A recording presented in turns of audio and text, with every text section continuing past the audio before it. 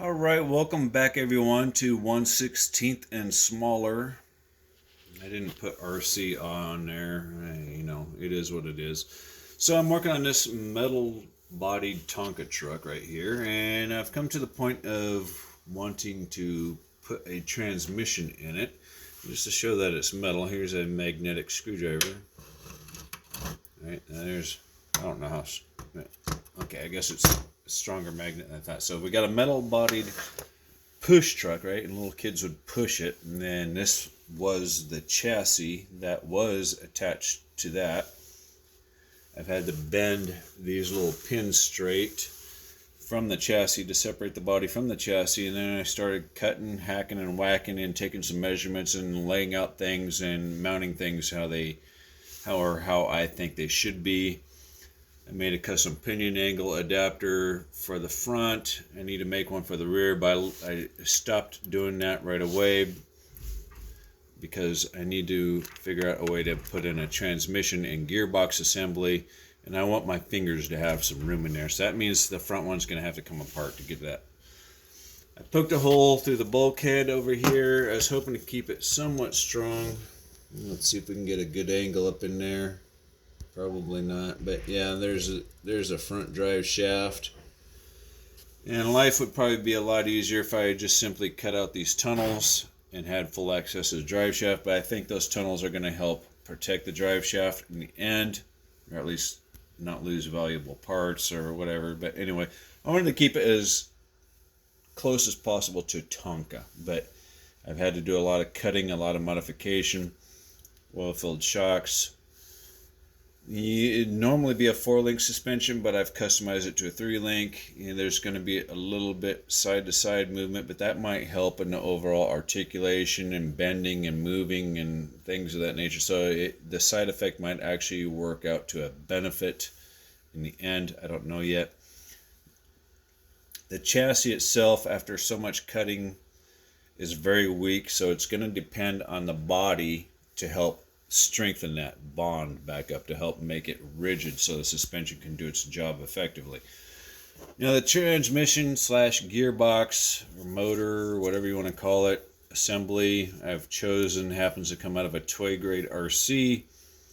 What one I don't remember. I'm going to probably say it is in a $10 to $12 range of Adventure Force. More than likely, they seem to be the most cheap RC. Then spent a bunch of time sourcing out drive shafts. I got a bunch of different size plastic drive shafts, and I got a couple of metal drive shafts that aren't going to quite work. They'd work on this side, but not that side, because the input shaft on the differential is actually, I'm going to call it a moon shape or a half circle, semicircle, whatever you want to call it. And this is a full circle, right? So I need to custom modify some drive shafts. I have both. I have there's like a moon. Let's see. Moon, circle, right? So there's a circle. Right, so I need to combine one end, fucking terrible focus, and another end, right? So I need to combine both ends. So I spent some time doing that, modifying some drive shafts to get the length I think is appropriate. I didn't modify the ends yet to get the length that I want. Now I'm just kind of loosely fitting this motor up here, this assembly up here, and it looks like to me, visually, just looking at it, like I need to cut this knurled end off of here, right? This part right down in here with the knurls on it. And of course, the focus is just absolutely terrible, but that little bit right in there, and then the drive shaft should butt right up against this area right here. And it needs, this assembly needs to be up a little bit, right? Because when the suspension compresses, the drive shaft is going to shorten.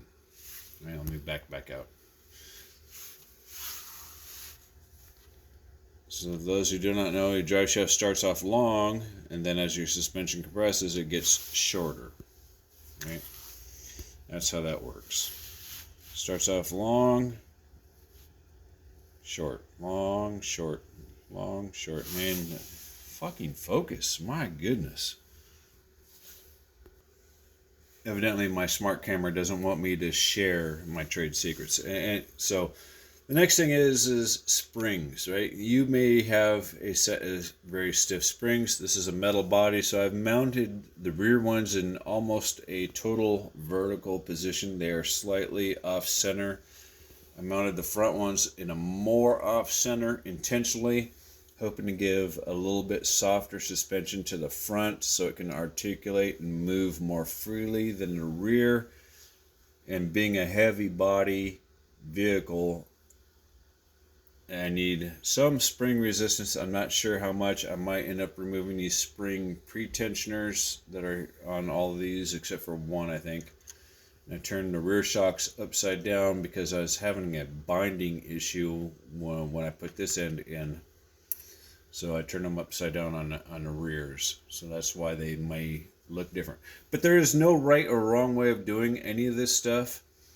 Like I could take the transmission probably out of this guy right here. I don't know what size motor's in here. It's a round one in comparison to the 130 size motor right here, which is much more common, much more available, pardon me, than whatever's inside here. But the most important part is this is a solid differential, right? There's no, like one side can't spin faster than the other, for those who do not know, right? So it spins constantly the same speed on both sides of the shaft, which is important for a 4x4 or for a crawler. You want the equal amounts of power being delivered to all four tires. And the rear differential is locked, the front differential is locked. Hopefully it's not too fast when I put in a 7.4 volt. And the main reason behind that thinking is because these little plastic drive shafts, they are not that strong. And I might have to cut some, I might have to modify some. And so being able to order a metal one may or may not work. I don't know. But I do have some plastic ones to mess around with. And I think I'm happy with what I got laid out so far in a dry assembly. So why would you do something like this? It's because you want to challenge yourself. You want to do something different that you cannot buy at the store. You can buy a Tamiya kit and assemble it yourself and take great pride and satisfaction in that. But somebody else has already figured out all this for you, like what I'm doing right now. Somebody else has already figured out all this hard stuff. So when you want to take it to the next level, you start buying a toy. You take the toy and you convert it to RC. You don't like the suspension geometry, you don't like the way the suspension changes, well then re-drill that hole and move it over somewhere else, right? Change the springs, change the oil inside, whatever the case may be. I did already take apart this transmission. I packed it full of Vaseline because you're not going to go to a hobby store and say I need some gears for blah blah blah blah blah, right? So you got to protect what you got in this particular case, so I packed it with Vaseline to prolong the life. I just hope it's not terribly fast because I know these WPL axles are not the best, but I hope it has enough torque to do what I want it to do. I do have some adjustability on the rear and on the front, although not easily seen. I can adjust the axles in and out, and the main purpose of the adjustability there is to match the wheelbase here and here. Although under compression it's going to be a little bit different than under full extension, what you see right now. Other than that, I hope you get inspired, get creative, and have a good day.